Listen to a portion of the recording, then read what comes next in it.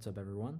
This is take two. This is Yufeng, and today I'm here to read to you the Diamond Cutter Sutra.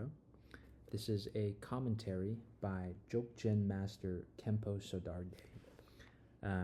So yeah, that's the front cover. Here's the side binding, the Diamond Cutter Sutra by Kempo Sodarge, Wisdom Publications, and then we got the back right here. So let me read the back first. Oh, real quick background. The Diamond Cutter Sutra, also known as the Diamond Sutra, is a revered Buddhist text and teaching, and it introduces some very, very high level, some very effective and powerful Buddhist concepts for helping people purify their karma and master their own minds. So I really wanted to share it with you today, so I'm going to go ahead and read the back right here, and then we'll move on to the next section. So, in the profound teachings of the Diamond Cutter Sutra, the Buddha offers a view of the world that deconstructs our normal categories of experience to show us that what we think are real entities in the world are actually our conceptualizations, our ideas. The Buddha teaches us to cut our attachment to all phenomena and to the I, which are empty of inherent existence. Now, what inherent existence means is that it exists based off of its own power. It exists in a vacuum as itself without changing. That's what the concept of inherent existence is. It always was and always will be. That's what inherent existence means. Now, let me reread the sentence. The Buddha teaches us to cut our attachment, to all phenomena and to the I, the concept of an I, which are empty of inherent existence. That means they lack the quality of inherent existence. This is not to say that they non-exist. This is not to say that they do not exist. It's just saying that things don't exist by their own power in a vacuum by themselves. And if you look at all natural phenomenon, like, you can see that it's true. For example, let's take the example of the flower, right? The flower does not possess the quality of existing inherently, in that it's not just there eternally by itself without relying on causes and conditions. The flower relies on a lot of causes and conditions to exist. For example, it relies on the soil, it relies on the sunlight, it relies on the rain, it relies on all these things. And Zen Master Thich Nhat Hanh, he said that a flower is only made of non-flower components. And if you took the non-flower components out, such as the rain or the sunshine or the soil, the flower could not exist. You could not have the flower. It would not arise. And therefore, everything is interconnected. Everything arises due to causes and conditions. And in fact, even the word flower that we use to point to this visual phenomenon lacks inherent existence, because human language depends on the cause of the existence of humans, because humans created all human language. So let me continue on. The Buddha teaches us to cut our attachment to all phenomena and to the I, which are empty of inherent existence, and in doing so, cut the root cause of our suffering.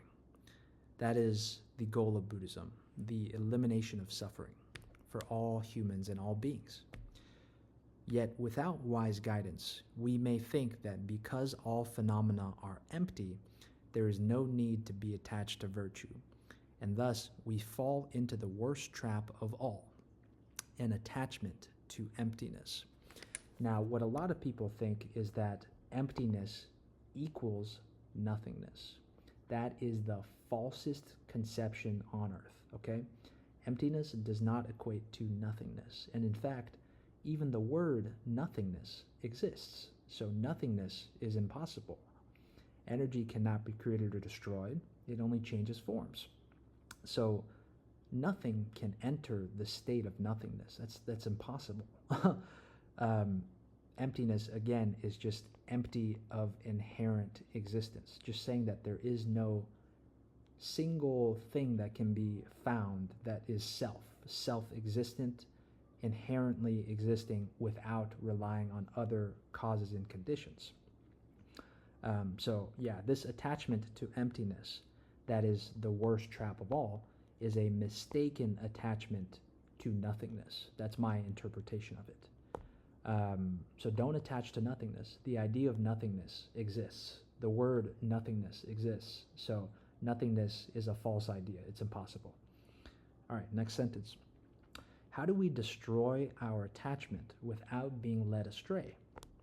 With this question in mind, Dzogchen Master Khenpo Sodarge provides sparkling commentary on the Diamond Cutter Sutra so that we understand its actual meaning, thus preparing us to understand the view of the Great Perfection and Mahamudra. There are levels to this teaching, just like we have grades in school. And the Great Perfection and Mahamudra are different levels of understanding this text, just like there's different interpretations and readings of the Bible. All right, next.